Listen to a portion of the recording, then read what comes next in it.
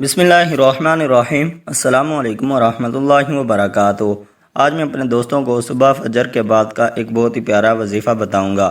یہ سب سے بڑا وظیفہ ہے۔ حضرت عبداللہ بن خبیب رضی اللہ تعالیٰ عنہما روایت کرتے ہیں کہ ہم حضور اکرم صلی اللہ علیہ وسلم کو بارش کی رات اور سخت اندھیرے میں تلاش کر رہے تھے کہ آپ صلی اللہ علیہ وسلم کو ہم پا گئے۔ آپ صلی اللہ علیہ وسلم نے فرمایا کہ 3 بار قل هو اللہ احد، 3 بار قل اعوذ برب الفلق اور 3 بار قل اعوذ برب الناس صبح و شام پڑھ لیا کرو، یہ تمہارے لیے ہر شے سے کافی ہے۔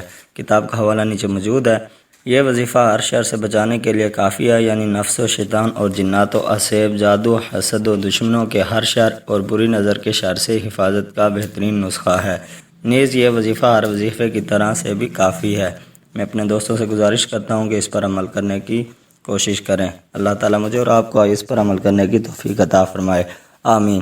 صدق اللہ العظیم۔ السلام علیکم ورحمۃ اللہ وبرکاتہ۔